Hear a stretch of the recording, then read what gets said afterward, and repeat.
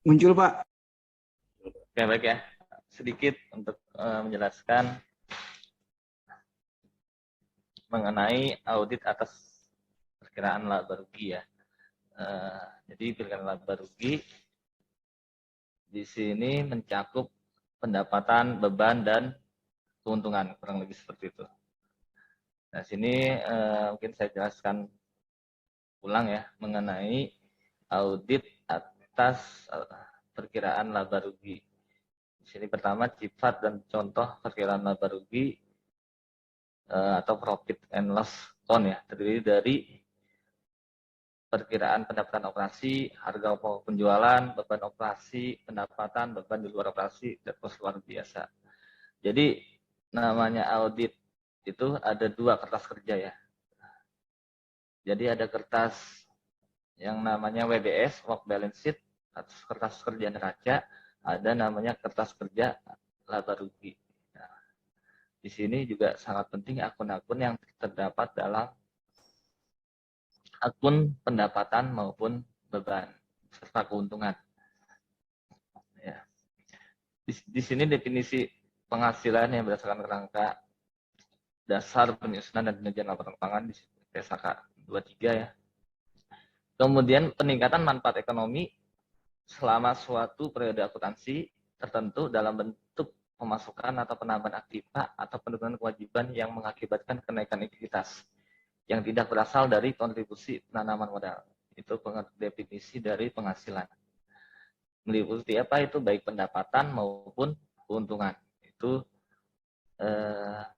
penghasilan atau pendapatan. Pendapatan penghasilan yang timbul dari aktivitas perusahaan yang biasa dan dikenal dengan sebutan yang berbeda seperti penjualan. Ya, kadang ada penghasilan, ada penjualan, ada pendapatan sama. Ada yang lain-lain, ada bunga, pendapatan lainnya, bunga, dividen, dan royalti. Nah, sini ada keuntungan atau gain yang berasal dari penjualan aktiva lain-lain ya. Kemudian ada pos luar biasa yang timbul dari kejadian luar biasa.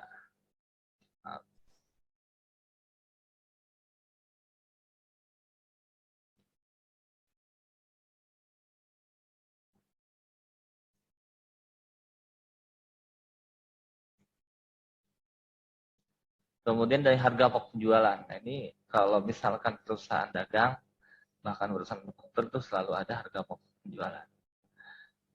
Kemudian setelah itu muncullah beban operasi ya, penjualan motor dikurangin HPP, nah, dikurangin sama dengan itu laba kotor, dikurangin beban operasi dan beban administrasi dan beban penjualan, itu laba bersih sebelum pajak. Ini jadi beban operasi itu ya tadi beban berkaitan dengan penjualan, pemasaran, sedangkan beban expense ya itu kaitan dengan beban operasi itu ya yang fixed cost ya beban operasi, sedangkan yang selling expense itu beban penjualan itu kaitan dengan iklan dan promosi dan lainnya. Sedangkan yang administrasi itu kaitannya dengan fixed yaitu tadi gaji ya kan, kemudian biaya listrik, sewa, air, telepon dan lain-lain. Pemeriksaan perkiraan laba rugi di sini menganut prinsip konservatisme atau kehati-hatian ya dalam pengakuan pendapatan dan beban. Jadi beban itu belum pasti terjadi, tetapi akan menjadi beban perusahaan. Jadi didahulu pendapatan itu belum diakui, sedangkan beban itu buru-buru diakui. Jadi kurang lebih seperti itu. Jadi walaupun belum pasti, tapi beban itu sudah diakui. Beda dengan pendapatan. Pendapatan itu nanti diakuinya. Kalau sudah benar-benar terjadi. Itu pendapatan pasti terjadi. Pengecualiannya nih pengakuan saat penerimaan uang untuk perusahaan kontraktor yang menggunakan metode penyelesaian kontrak ya. Kemudian di sini ada barang jenis tertentu yang harga jualnya sudah pasti, nah, atau cepat rusak. Pendapatan diakui saat selesainya produksi. Jadi itu prinsip konservatisme seperti itu. Jadi beban buru-buru diakui, sedangkan pendapatan diakui pada saat memang benar-benar terjadi. Konsep matching cost against revenue, ya, di sini harus dibandingkan pendapatan yang menjadi hak perusahaan dalam periode yang diperiksa dengan biaya yang menjadi beban perusahaan untuk periode yang sama. Apakah sudah diterima untuk pendapatan dan dibayarkan atau belum untuk biaya. Ya, di sini kita tahu mengacu pada prinsip dasar pencatatan, yaitu ada accrual basis, ada cash basis. Periksa pendapatan biaya, perhatikan jangan sampai ada pergeseran waktu dalam pengakuan pendapatan dan biaya. Yang tadi ya sudah ada subsequent collection dan subsequent payment. Jadi collection itu jangan sampai nanti ada penagihan tapi jatuh temponya setelah tanggal neraca atau sebelum tanggal neraca. Nah, itu harus dipastikan jelas. Kemudian waktu yang digunakan untuk perkiraan pendapatan dan beban tidak sebanyak waktu untuk pos neraca. Nah, karena apa? Di sini pada waktu memeriksa pos neraca sekaligus sudah diperiksa dikaitkan laba rugi. Ya, biasa ada akun neraca dihubungkan dengan akun laba rugi. Misalkan beban pada utang, nah, itu akun laba rugi dan akun neraca. Nah, di sini pos laporan posisi keuangan, kas, selisih kas dan selisih kus. Nah, itu kasnya di neraca, selisih kas atau selisih kusnya di laba rugi. Bank di neraca, di laba ruginya selisih kus dan biaya bank jasa giro. Piutang di neraca, selisih kus dan bad debt expense di laba rugi. Persediaan di neraca, selisih stock of name atau HPP di laba rugi. Prepayment di neraca, kemudian di laba ruginya rent expense atau insurance expense. Kemudian marketable securities di neraca, interest income dan dividend income di laba rugi. Fixed asset di neraca, biaya penyusutan, gain or loss, disposal or fixed asset ada di laba rugi. Intangible asset ada di laporan posisi keuangan. Kemudian biaya amortisasinya ada di laba rugi. Accrued expense ada di neraca, sedangkan macam-macam biaya ada di laba rugi. Short term loan, long term loan di neraca, sedangkan biaya bunga selisih kus ada di laba rugi. Jenis transaksi di sini ada disbursement test dan macam, sedangkan di dalam laba rugi macam-macam biaya dan pembelian tunai. Ada cash receipt test, ada kemudian di laba ruginya costnya adalah macam-macam pendapatan penjualan tunai. Sales test penjualan dan HPP, purchase test pembelian. Payroll test, biaya gaji dan upah. Jurnal voucher test, biaya penyusutan, amortisasi, siklus keuntungan ataupun kerugian atas penjualan akibat tetap. Pada waktu melakukan tes transaksi sekaligus diperiksa pos laba rugi. Nah, ini audit prosedur atas perkiraan laba rugi yang biasa dijalankan. Pertama, analytical review prosedur. Biasa membandingkan beban-beban yang tahun ini dengan tahun yang lalu. Apakah ada perubahan yang signifikan atau tidak? Dengan menggunakan rasio-rasio. Kemudian analisis beberapa perkiraan laba rugi yang penting atau ada kaitannya dengan perhitungan pajak untuk koreksi fiskal. Nah, ini juga harus diperhatikan.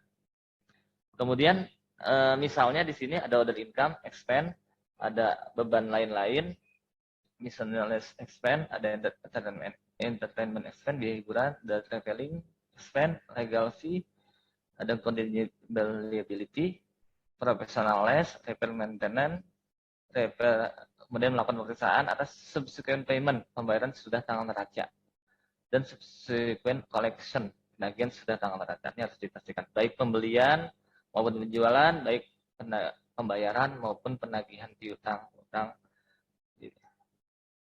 Tujuan pemeriksaan laba rugi di sini keberadaan internal kontrol pendapatan dan beban, termasuk pencatatan secara actual basis terhadap pendapatan dan beban.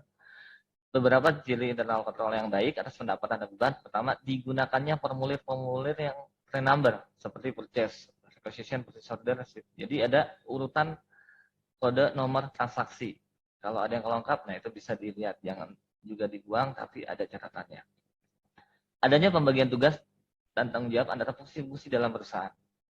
Yang ketiga, adanya sistem otorisasi oleh beberapa orang berdasarkan jenjang jabatannya. Dan digunakan program komputer untuk menghitung gaji dan PPh 21. Jangan manual, tapi harus terkomputerisasi. Pencatatan pendapatan dan biaya menjadi hak perusahaan dengan menggunakan cut-off tepat. Maksudnya, auditor harus yakin bahwa semua pendapatan dari kegiatan operasi maupun di luar operasi seluruhnya dicatat dalam buku perusahaan. Uangnya telah akan diterima perusahaan. Jangan sampai ada pendapatan yang masuk kantong karyawan, direksi, pemegang saham yang merupakan pemilik perusahaan. Semua pendapatan dicatat di periode yang tepat, yaitu periode terjadinya dan tidak terjadinya pergeseran waktu pencatatan untuk tujuan window dressing. Ya. Yang selanjutnya tidak ada pendapatan yang bukan menjadi hak perusahaan. Misalnya pendapatan pribadi atau pemegang saham dicatat sebagai pendapatan perusahaan untuk tujuan window dressing.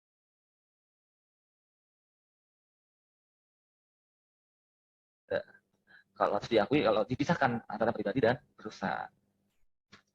Yang ketiga, untuk memeriksa apakah semua biaya menjadi beban perusahaan telah dicatat dengan menggunakan cut-off yang tepat. Maksudnya auditor harus yakin bahwa semua biaya dari kegiatan operasional maupun di luar kegiatan operasional, misalnya biaya bunga, kerugian penarikan aset tetap, seluruhnya sudah dicatat dalam buku perusahaan. Baik yang uangnya sudah dibayar maupun baru akan dibayar dalam periode berikutnya. Semua biaya dicatat pada periode yang tepat, yaitu periode terjadinya dan tidak terjadi pergeseran waktu untuk tujuan window dressing. Kemudian yang C, tidak ada biaya yang bukan menjadi perusahaan. Misalnya biaya pribadi pemegang saham, dicatat sebagai biaya perusahaan.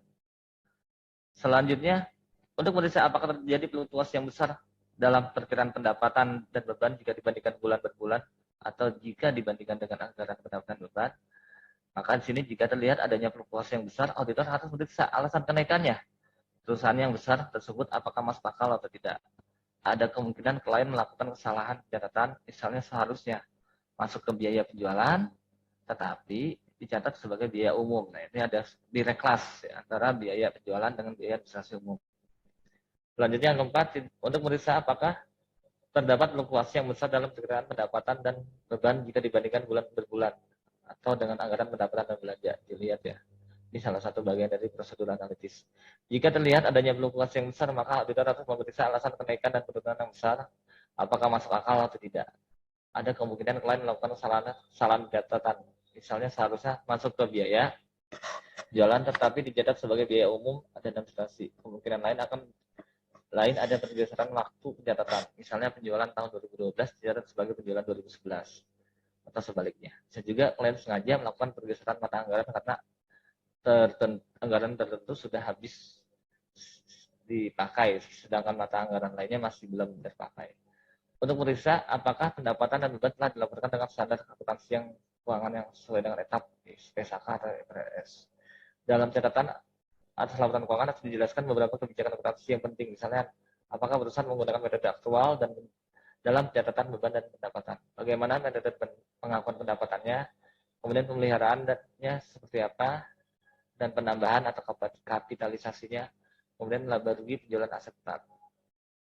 Prosedur pemeriksaan laba rugi di sini pelajari dan evaluasi pengendalian internal, pendapatan dan biaya, termasuk transaksi jual beli saham, dividen dan sertifikat saham. Kemudian yang kedua, minta rincian laba rugi untuk periode diperiksa dengan angka perbandingan periode sebelumnya dan bukan untuk analytical review prosedur. Analisis rasio, ROI dan ROE. Return on investment atau on equity dengan membandingkan rasio tahun lalu dan rasio industri. Kemudian meminta rincian laba rugi periode yang bisa bandingkan dengan budget untuk periode yang sama, hitung varian dalam rupiah maupun persentase. Yang keempat, minta rincian penjualan per jenis barang area yang mencantumkan kuantiti barang yang dijual, nilai uangnya selama setahun dibuat per bulan, bandingkan kuantiti yang dijual secara tes basis dengan pengeluaran barang pada kartu persediaan. Jadi harus dicek antara penjualannya dengan barang persediaan yang keluar. Kemudian periksa cut-off penjualan. Ada atau tidaknya pergeseran waktu pencatatan penjualan dan cut-off pembelian. Ada tidaknya pergeseran waktu pada saat pencatatan pembelian. Kemudian periksa subsequent payment. Ada tidaknya yang pembayaran utang yang tidak dicatat ataupun penagihan piutang yang tidak dicatat. Buat analisis terhadap beberapa perkiraan biaya dan pendapatan yang kemungkinan bisa ditayangkan oleh pihak pajak dan diperlukan dalam pengisian SPT untuk membuat koreksi fiskal yang memungkinkan timbulnya contingent liabilities. Untuk biaya yang dan pendapatan yang kaitannya dengan pajak harus diperiksa apakah peraturan perpajakan yang berlaku telah ditaati. Khusus biaya gaji, misalkan periksa PPh 21 utang bandingkan dengan total biaya gaji yang diperuntukkan dalam laba rugi dengan SPT 21. Yang 10 periksa apakah pos-pos laba rugi sesuai dengan penyajiannya sesuai dengan PSAK atau IFRS. Contoh kasus audit di sini PT Kalkrafi yang memiliki laba rugi sebesar 513 juta pada akhir 2020, temuan audit menyatakan bahwa klien belum mengakui adanya rugi selisih plus dari penjualan ekspor sebesar 5.230.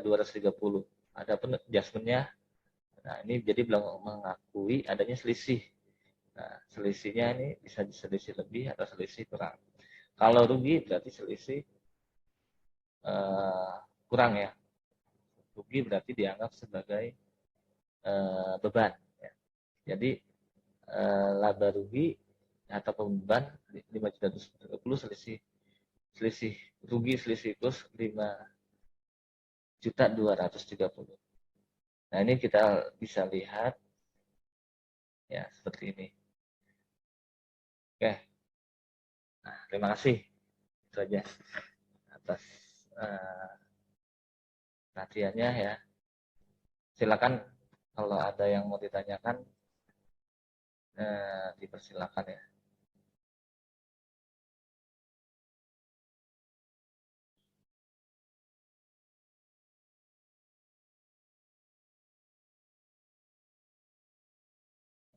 Oke.